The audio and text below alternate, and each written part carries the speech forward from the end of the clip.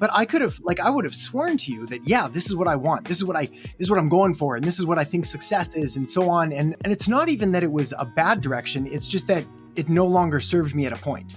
And I think that's the trick, is it's like, yeah, okay, if we're putting in all this hard work and we're just kind of hating our lives every day, well, that's clearly not a very good standard. It's like, this is not the goal of what we're here to do. So we're going to need to pivot. Now, it doesn't mean that goal didn't serve you up until that point, and it doesn't mean that all that hard work didn't allow you to accomplish things.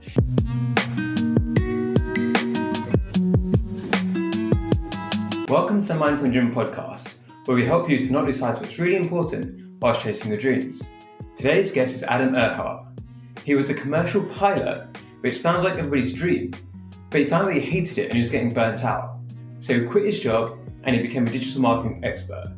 And from there, he's grown a YouTube channel with over 100,000 subscribers. And it's much more fulfilled and living a happier life. And he's going to share his insights into that career switch and how he manages to keep on top of his commitments and his time. I hope you enjoy listening.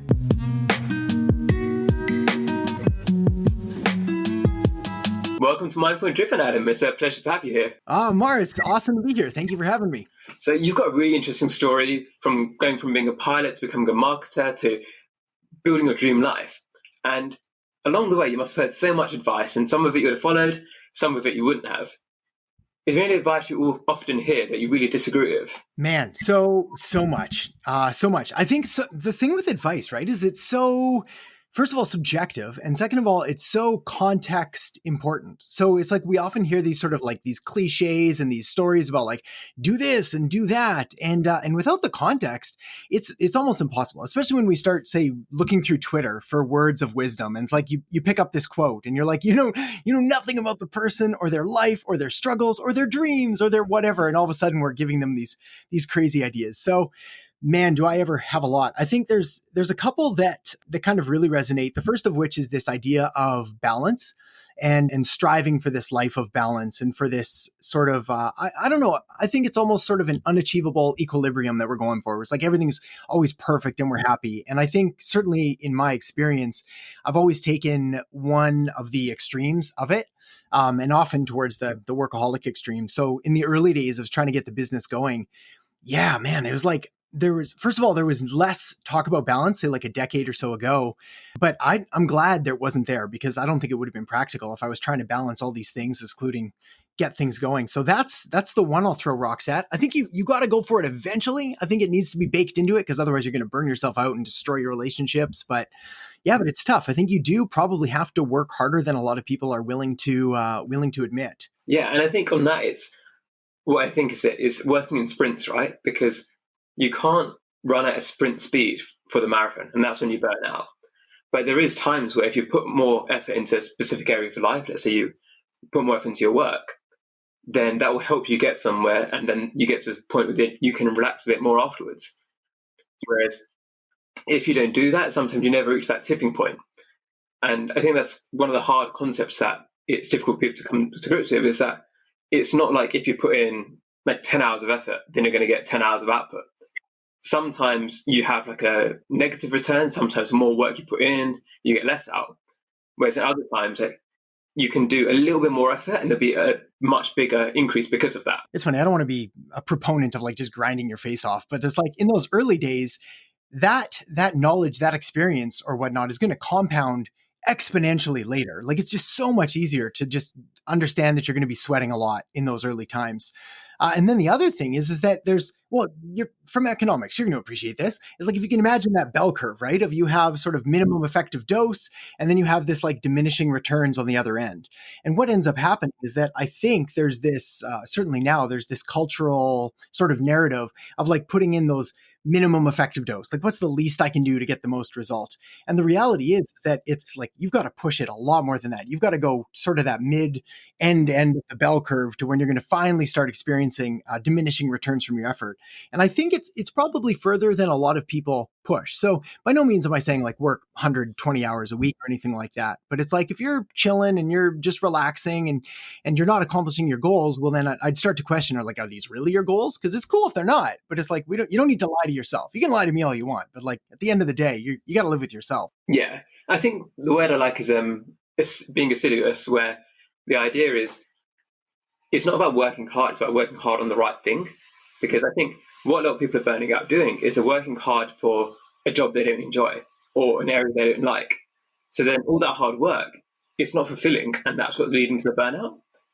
Whereas when you truly love what you do, those extra hours don't feel as tiring. It's still going to be hard at times.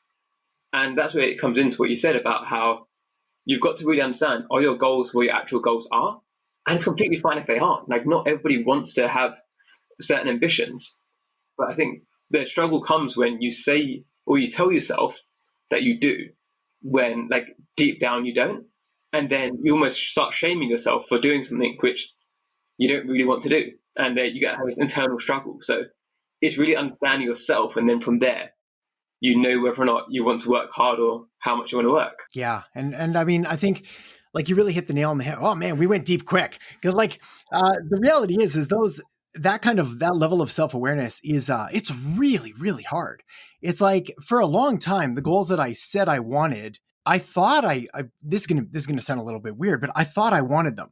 And it was really only until I had a moment of clarity or when I was able to step back did I realize that I was sort of climbing the wrong ladder, leaning up against the wrong wall. But I would have sworn to you that, yeah, this is what I want. This is what I'm going for. And this is what I think success is, and so on. And a lot of that was formed by the narrative of those around me. And it was formed by the culture I was raised in and the cities that I grew up in and with the parents that I had and the friends that I had. So it's like everything was guiding me in this direction. And it's not even that it was a bad direction. It's just that it no longer served me at a point. And I think that's the trick is like, yeah, okay, if we're putting in all this hard work and we're just kind of hating our lives every day, well, that's clearly not a very good standard. It's like, this is not the goal of what we're here to do. So we're going to need to pivot. Now, it doesn't mean that goal didn't serve you up until that point. And it doesn't mean that all that hard work didn't allow you to accomplish things, but it means that it's probably time to take a step back and be a little more objective and possibly get some third party input into, well, what are you doing and what's important and what do you want to do and who do you want to become? Yeah, it's a journey, man. It's a journey. Yeah. And I think that's one of the purposes behind this podcast is that there's so many people who hit this kind of point, I'd say late 20s, early 30s, where they've been doing well. They haven't been doing badly, a lot of them. They're quite proud of their achievements. But then they start realizing, like, are those achievements what they actually want? And this doubt starts coming in. And with you, for example, like you were working as a jet pilot for many years. When did that inflection point come where you decided that wasn't what was right for you? And how did you make a transition out of that? Yeah, man. I wish I had self-awareness to know it earlier, but essentially the most of the points of sort of realization came from friends and family while in that position. So it's like there'd be soft hints about like, have you thought about like maybe this or maybe that?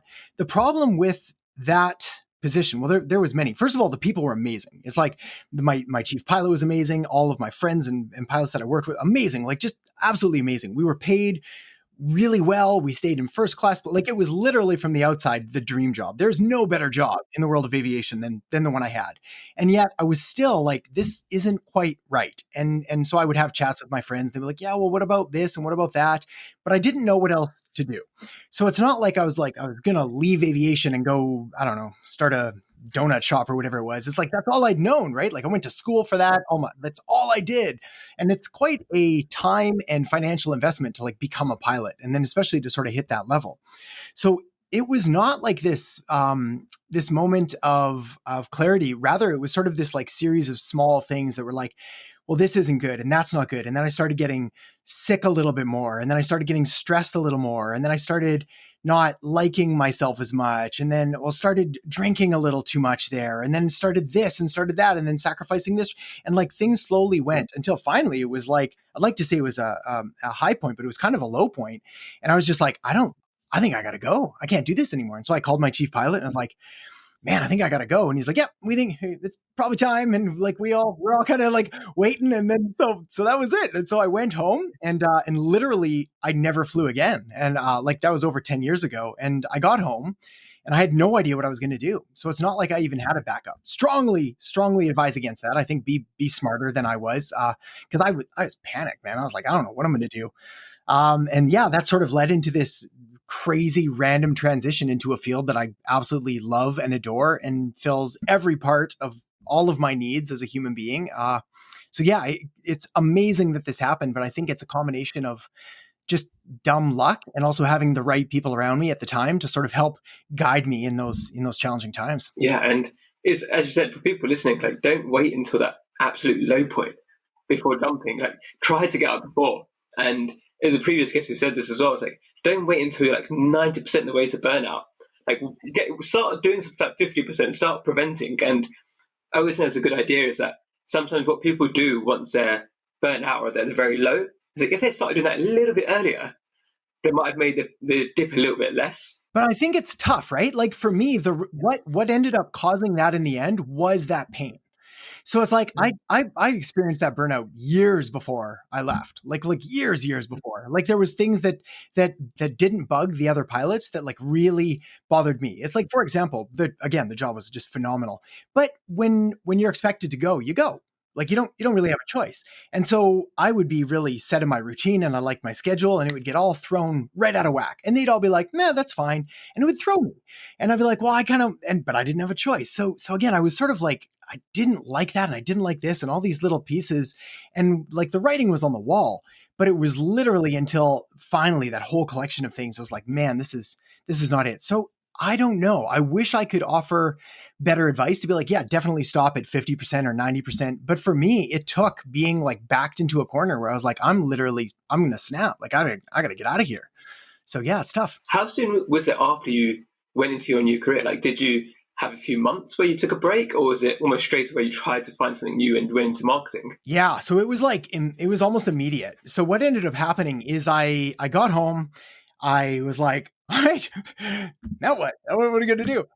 And the thought of going back to flying was so tempting, right? Because I like the second that I left that job, like the literal second, I had new invites for new positions that were equally, if not better looking on paper, and the money was better. Like, holy moly, like why don't we do this? But I just couldn't. Like I was just so tired and so burned out. So what ended up happening is I sat there and I was like, what do I do? And I talked to my wife and she's like, you should do marketing. And I was like, I don't know what marketing is. And she's like, well, I think you'd be good at it. And so I started to like literally just, well, what's marketing? What's this about? What is this thing? And I read a book and then I read another book and then I got almost immediately hooked. And I don't know if I was just hooked because it naturally aligned with my interests or just the position that I was in. But I just went right into the deep end. So I took every course and I bought every book and I listened to everything and I started doing as much marketing as I could for myself or for anyone that would let me, like immediately. So yeah, it happened really quick. Like within a couple of weeks, I was sort of hitting the ground running, learning what I could. Wow. And then what were your first steps? Because obviously you've got a massively successful YouTube channel now. What were the first steps you took in this industry? Like, how did you go about getting your first clients or building out that life? Because if you didn't have any experience at the time. Yeah, no, nothing. I knew less than nothing. So what I did the early days was just sort of following my curiosity, which is my best advice for anyone, I think. It's like when you're looking at a new path, it's like, well, what's interesting to you? So I started learning, okay, marketing is this, and it's communicating value, and it's making sales, but making sales without having to be there in person, which I really liked because I didn't like the thought of being a sales guy. So I was like, okay, well, if I'm going to do marketing, then I need a website. So let's learn how to build a website. So I built a website and then I was like, okay, well, who else wants a website? So I built all these websites and it's like, okay, well, cool. Now we have websites, but no one can find them. So we need SEO. So I learned SEO. Okay, now we got all this traffic. And then that started to get results. So I was like, okay, well, I want more. So let's do social media. So I started learning social media. And I was like, okay, well, I want more. So I learned social media ads and we started running Facebook ads. And then, okay, well, I want more than that. So we started doing all these other things. But one of my first clients, aside from the ones that I built cheap websites for, I don't even know, say $100. My first like official agency client, I ran ads for them and I charged them $100 and I had to drive from my house literally to the other side of town, sit down with them for an hour meeting, go through all the ads, drive back to my house, make all the ads, then run the campaign. Then I drove back to them for a meeting. It's like, I must've paid myself like $3 an hour. Like it was like top. Like absolutely tops. None of it made any sense, but there was a testimonial and there was some experience and I was like, oh, this is interesting and people get it and I can speak the language. And then I just slowly started putting the pieces together. So that led to blogging and then it led to a podcast. Then it led to figuring out a bit of YouTube. And I started early and I had no idea what I was doing. So I hired a buddy of mine who was a videographer and I made him a website and he shot a couple videos for me. We put them up and I hated every second of it because I was sweaty and miserable and like so uncomfortable. And then I quit after like, I don't know, maybe it was like a year or two on YouTube. And I was like, this isn't worth it. And it's too hard. And so I quit for like 6 months and I was like, wait, maybe I should go back. And it's been, I think my career has been very much like that. It's been this like, go this direction, pivot here, pivot there, looking for what the best opportunities are for me to deliver the most value. I think that's really what it came down to. Is I had a couple early mentors, like a lot through Seth Godin and a lot of his content about like providing value and always putting the customer first, and a lot of stuff Jay Abraham talks about. And that kind of like really solidified my view of what you should do to be successful. And I was fortunate because it just lined up well. It's like, all right, we're always going to be ethical. We're going to be honest. We're going to hold integrity high. We're going to treat the client's business like it's your business. We're going to do the best job that we possibly can. We're going to do unscalable activities. We're going to work for free to get testimony. Like we're going to do all of these things that people say, especially the working for free is still controversial for some reason. But for me, it was pivotal. It's because it built up a portfolio. So that's it. That's the whole story. Hi, everyone. I hope you're enjoying the episode so far.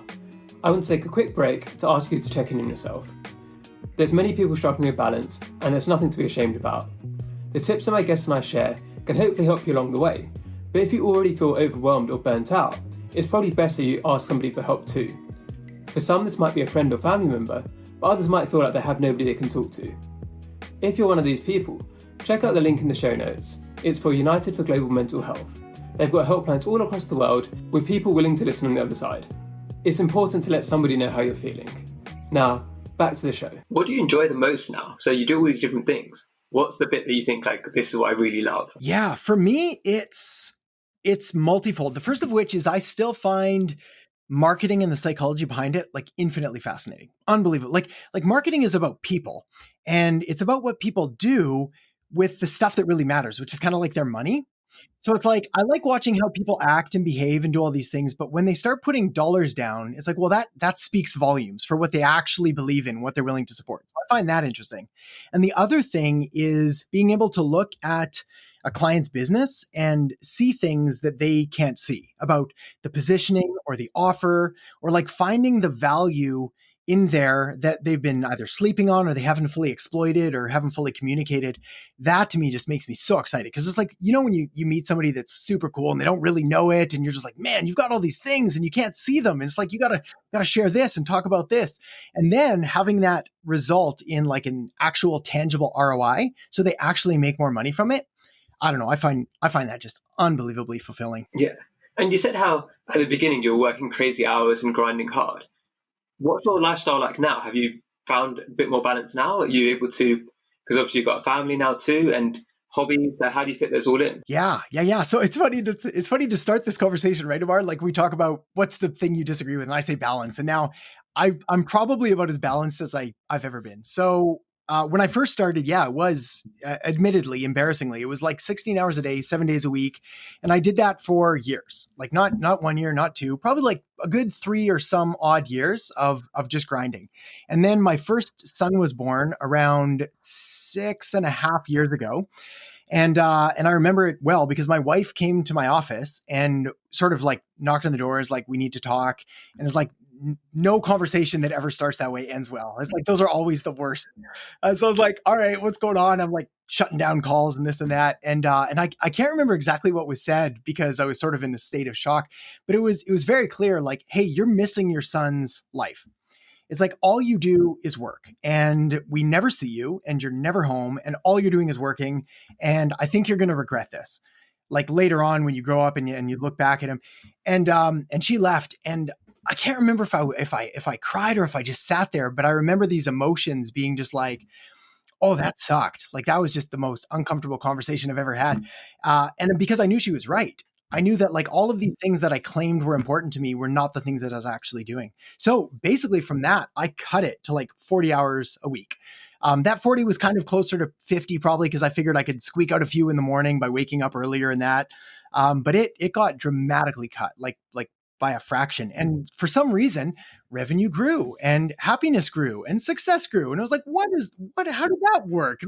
Anyway, and so now today I hover around that point. I try to limit it to like 40 hours a week of actual work, but I just mostly now it's just because I love it so much. So on the weekends, I'll do reading about things that I like and that, but I try to actively step away to get more experiences and things outside of business because I find that I can then bring them to the business, which makes it better. Yeah. And I think that's one of the hard things when you start working for yourself is working out those hours. Because for me, for example, a lot of the people I work with are LA based and they're 8 hours behind me. So they're always emailing me when I kind of want to be wrapping up for the day. But because it's interesting and because I enjoy doing it, I can't help but check. So I'm trying to set those boundaries a bit better now. Because, like I said, I don't want to be working those hours. And I find when I am working those hours, what starts happening for me at least is there's more zombie time. There's more time where I'm tired, so I'm not getting things done as quickly. So I'm working longer because of that. And then it becomes a bad cycle. And for me, it's easy to slip into that sometimes because it's like I said, when you're enjoying it, that can sometimes kill you because if you don't like it, you can start rebelling against it. When like, oh, this is fun, this is interesting, then it kills you slowly. Yes. Yeah, very much so. I think I've had the exact same thing. It's tough. Like I could say, do what I say, not what I do, and be like, here's the perfect example of how you should live. But the reality is that I still battle with that today, and I still get regular checks and balances from my family as well. So I think they help to do it. Friends help it as well. When I realize I've said no to too many things that I shouldn't be saying no to, that's another one. But also, yeah, putting in those boundaries and those guidelines are helpful. And I use them as that. I use them as guidelines more so than boundaries. So it's like, look, if I'm pushing my work past XYZ hours or doing this on this time or whatever it is, something's wrong. And very much like you said, it is those zombie hours where they're not really that productive. I'm not really enjoying it anyway. It's kind of like a bad social media session where you like sit down and you scroll your phone and like 30 minutes later, you look up and you're like, I didn't even like that. Like that wasn't even fun. Like I feel worse about myself. I feel worse about the world. Why do I do these things? So it's sort of putting in the safeguards to try to prevent that from happening is about the best you can do. And then knowing that it exists. That's it. You've just got to accept, all right, this is a thing that I'm going to have to deal with. Yeah. I also think of it like McDonald's, right? Where sometimes you feel like you really fancy a McDonald's and then you have like, I didn't eat that. I feel really bad about myself and I shouldn't have done that. I think it's so easy for it to happen though without you realizing because you have the urge beforehand. But then when you actually have it, it's like, oh, wait, that wasn't worth it. And like on the wall behind you for the people watching on YouTube, you can see there's a guitar. Is that something you've always done or is it something you've picked up in the last few years? Yeah, no, I've always played. Yeah, I started playing music when I was really young and played throughout childhood, a lot of lessons and a lot of playing. And yeah, I played throughout being an adult as well. But then there was a period of like literally a year, if not 2 years, where I probably didn't even touch it. Like didn't even look at it. Like everything was just this laser focus on the goal and this revenue number and this and that. And it kind of sucked. And then I played it again. I realized how much fun it was to do. And I think it's important because what ends up happening is if you become this sort of one-dimensional character, especially in our world, right? Where it's a lot of personality driven and it's like you become a really boring person. It's like you've just got nothing fun to talk about. And then again, like think about what kind of an example you're setting for all of the people that are looking to you. It's like, well, what do you do? It's like, I just work all the time. It's like, what do you do for fun? It's like, I never have fun. Like, what a terrible life. That's a horrible example. So yeah, I try now to like actively pursue things that are either challenging or enjoyable or, yeah, there's a lot of things that I don't necessarily even enjoy at the time, but I know I'm going to after. So it's basically any trip with kids. There's a good example. So it's like anytime you do any kind of traveling with kids, it always sucks.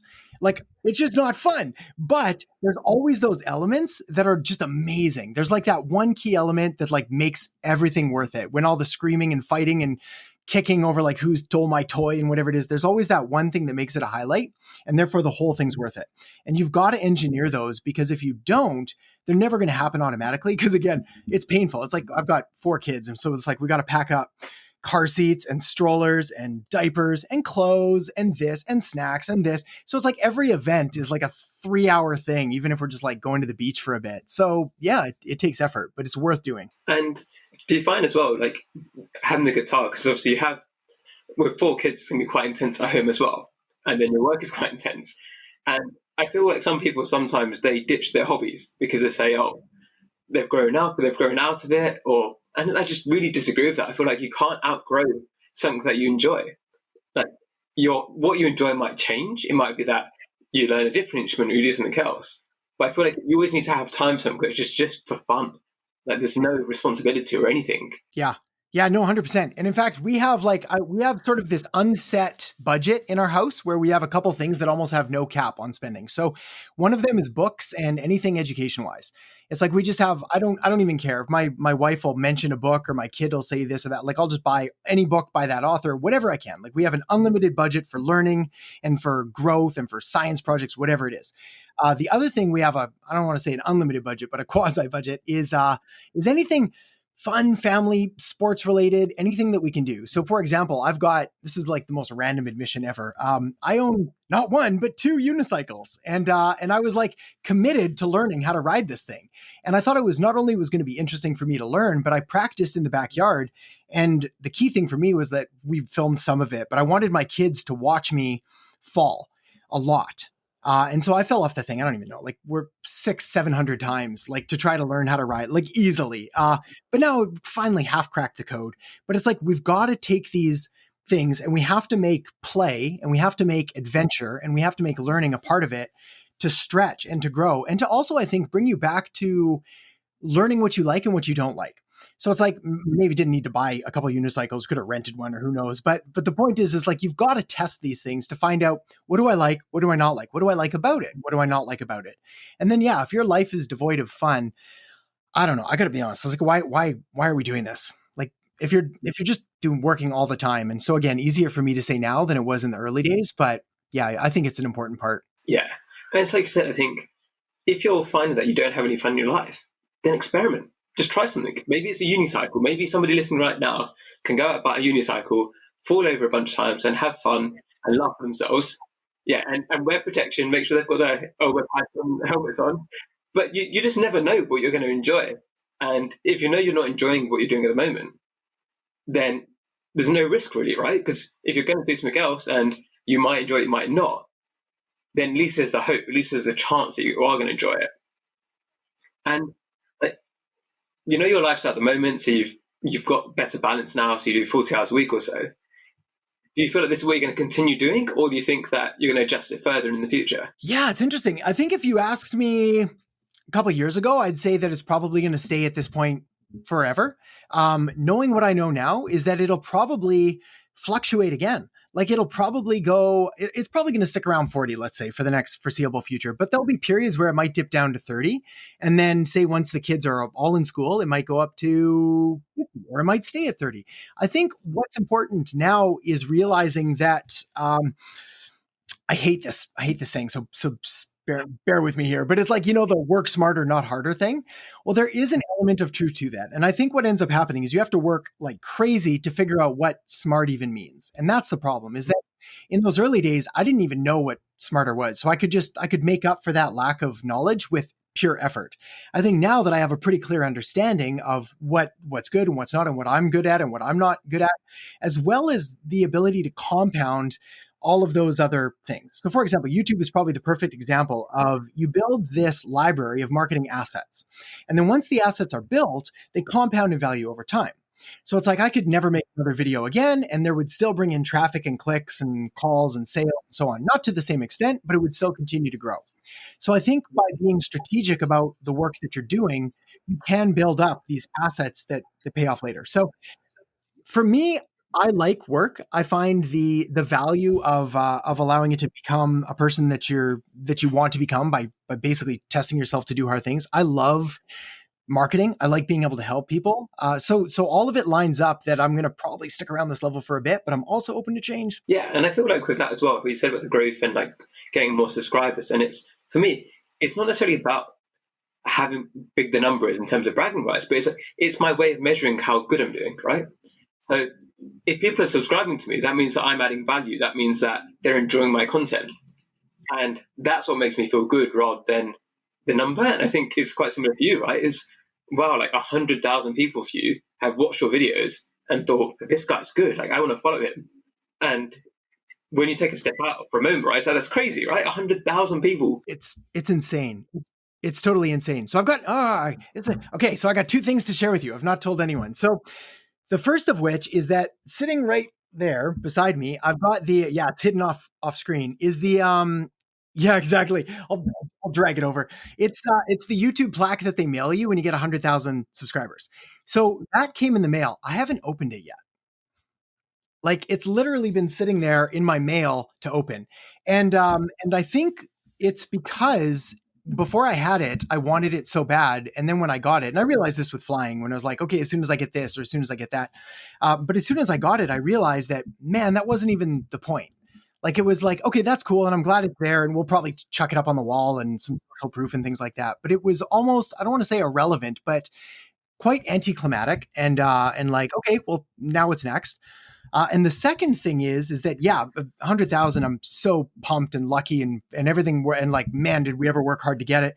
But what was interesting is I had a conversation with my dad the other day, actually, because he said, hey, I was looking through your YouTube videos. And one of the most common questions or comments you get is, this is great. Why aren't more people watching it? Or why aren't there more subscribers? And I told him, I was like, it's because they're not good enough yet to be the million or to be, I was like, it's good and it's valuable, but it's not like it hasn't hit the right buttons that it needs to go to that next level. So for me, that's the fun. It's like the reason I want the million subscribers is because then I have to figure out the code that I haven't cracked yet of what is the million subscriber channel like. And so I work with thumbnail coaches and video coaches and scripters and other coaches and consultants, and we try to figure it out. And no one really knows, but we all have an idea. And it's just a big game. It's just a big fun game. Yeah, I completely agree with that. That's what drives me in a way as well, because it's lovely to know that you're making such a difference in people's lives. But I'd be lying if I didn't say that I enjoy working out how to make a difference, right? That process of working out these problems that people have, how can I help them to solve their problems? And that enjoyment of the process is what drives me in a way. So, like I said, reaching different targets of subscribers or followers or likes is just a way of me measuring myself about how well I'm doing on that scale. But it's not what the actual end result is. It's not the end goal. Yeah. I feel the same about revenue and business in that what's interesting is that, again, depending on where you live and depending what your needs are in that, but it's like, if I'm honest with myself and we look over our finances, the amount of money that I need to live a ridiculously comfortable life with all of our needs met, it's not that high. It's just not like it's a very achievable number that we hit. I don't even know how many years ago. Like it's very doable. So why do you keep growing? Why do you keep pushing? Why do you keep launching products and services and taking on other deals and so on? And again, for me, it's just the growth opportunities that come with it. So it's like, yeah, I like seeing zeros accumulate in the bank account, but I don't like once your needs are met, an extra 10, 20, 30, 40, 50, like it just doesn't have that same impact. And it's interesting to talk to other successful entrepreneurs or creators or whoever it is. And once they've hit that number as well, they're just like, yeah, something changes and you realize that another whatever XYZ dollars isn't going to be the answer. Now, in the early days, it's absolutely 100% going to be the answer. You got to hit that number because if you don't have it, you just grind until you hit it. But then once you hit it, you realize, cool, that's not the game anymore. So it's wow, a crazy world we live in. Yeah, and I think a lot of people hit this in their corporate careers as well. Once they get to a certain promotion, they have the money that the younger version of themselves wanted or what they thought they needed, but because it doesn't actually give them the happiness they wanted, they're like, "What? Wait, what?" Like, and it's like and that's the inflection point that so many people hit is, wait, so what do I do now? And I think it's tough for people when they have a target where all that matters is hitting that target because they're not enjoying the process itself. And that's why I think in what we do and what other people do in the creative spaces is so great for us because we enjoy the process of working out how to get to that number.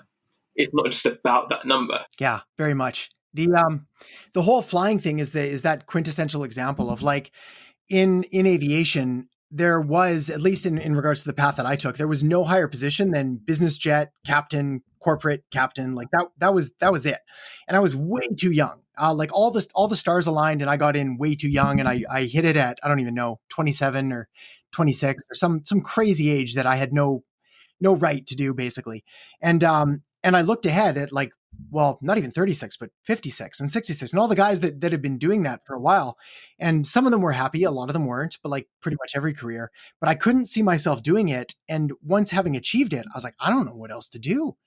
I don't want to just sit here and kind of ride this out for the next 40 years. Like it was scary.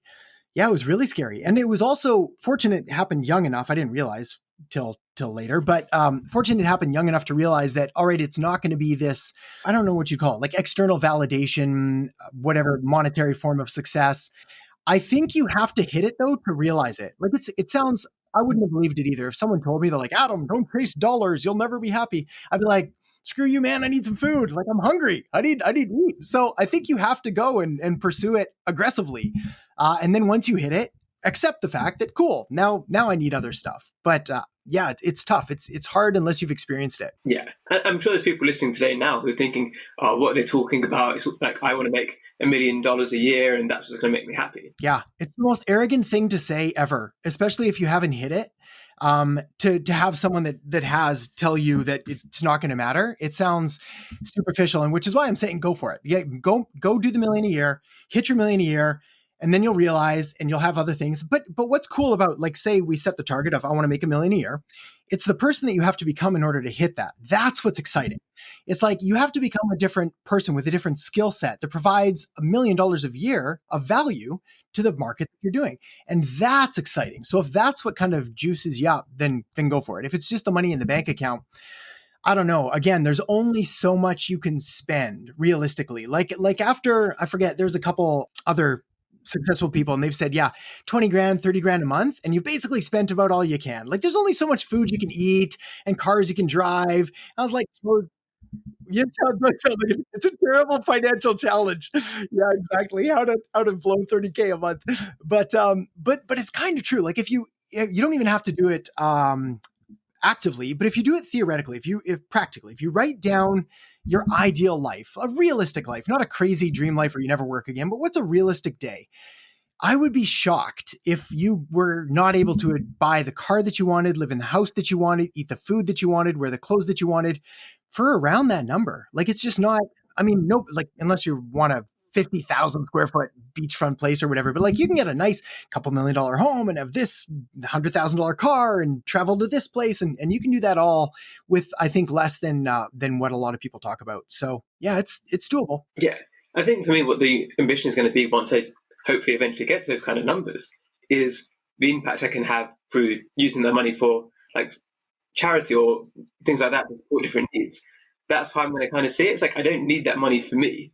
But if I can get to that kind of stage and then use it to raise awareness or help different people who can't raise that kind of money, that's what I think the best use would be. Because it's something I've always thought about. Is like, is it best for me to kind of volunteer and spend my time and effort there? Or is it better for me to spend time and effort in something which I really enjoy and I'm good at?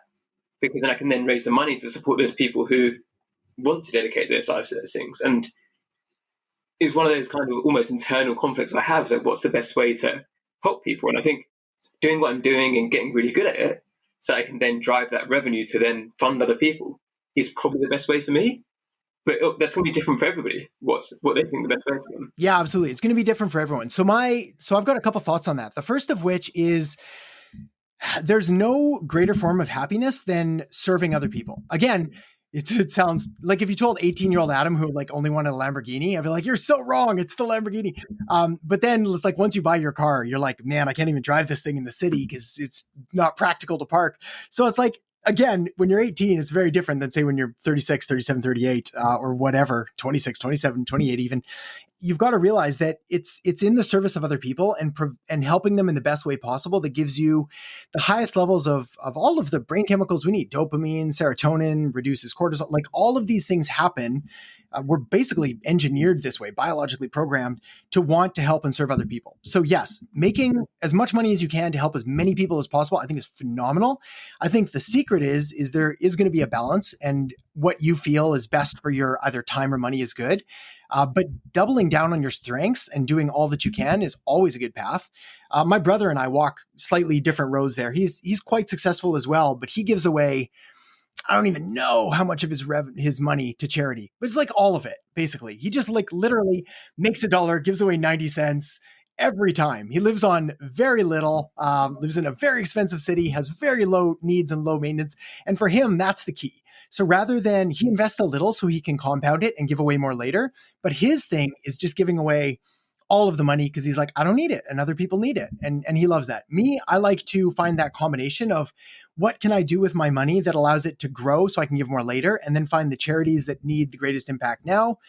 But it's up to you. Yeah. Whatever makes you feel the best and allows you to help the most people that you feel, because that drives more success. Like if you're giving to a charity you don't care about, you're not going to work as hard. So yeah.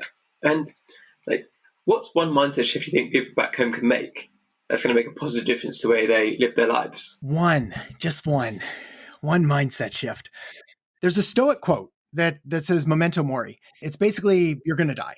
So for me, as morbid as that is, I'm an optimistic, happy guy, but I think of that all the time, because what ends up happening is what stops people from taking action is fear more than anything else. Fear of success, fear of failure, mostly fear of judgment of other people. And memento mori, or this constant reminder, and I remind myself at least once a day, if not twice, that, man, like first of all, we're infinitesimally small. Like if you ever go out in the morning and you look up at the stars and you realize you're this tiny little speck on this earth. Second of all, if you ever look at any famous person that has sadly passed away in the last couple of years and how little we talk about them today, like again, and now who am I even in comparison to them? And then you think about your life and how short it is and the things that you have. It's just like, you've got to do the things that are going to make you happy and allow you to look back on your life and be happy with what you've done. And then you've got to try to not let these fears of other people and their judgments, because it just doesn't matter. Like it's so hard to say, because it's hard when you're caught up in the moment and someone like leaves a comment on your YouTube video or your Instagram post or whatever it is, and they, I don't know, take a knock at whatever you're doing. And it's hard to remember that, first of all, they're probably hurting themselves, but second of all, that it literally could not matter less.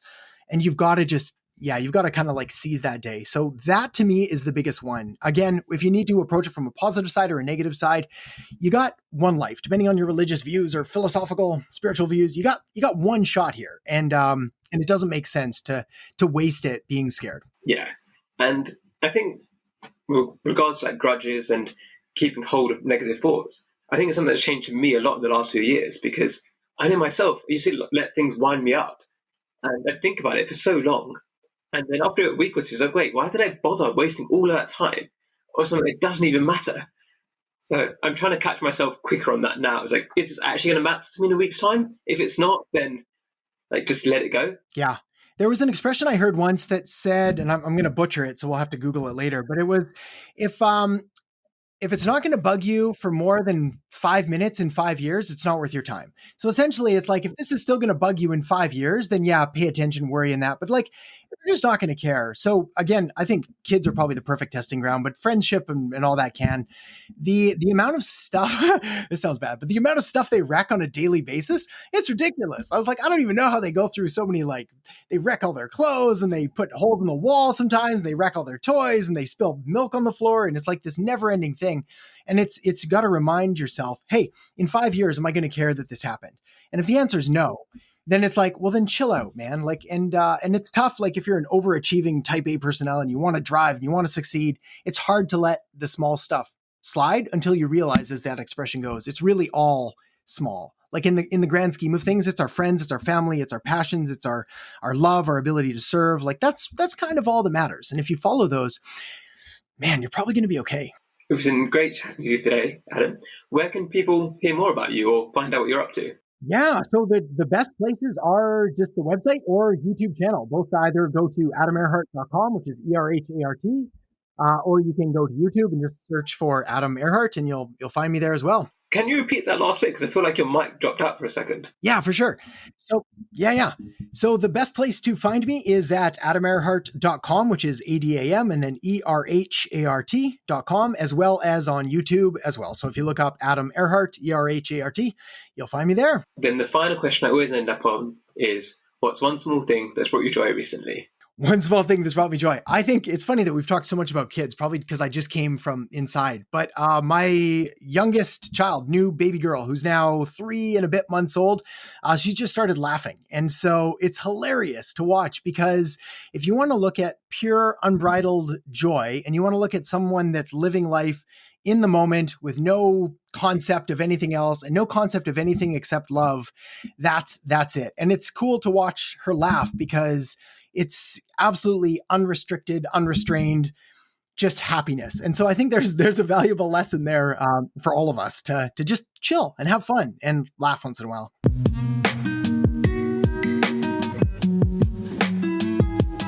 If you're listening on Apple Podcasts, I'd love it if you could leave me a 5-star review. It really helps get the message out further. Wherever you're listening, it would be awesome if you could subscribe and to share on your social media channels. If you want to see more of my work and advice, you can find all of the links in the show notes. Thank you again for listening, and I hope you have a lovely day.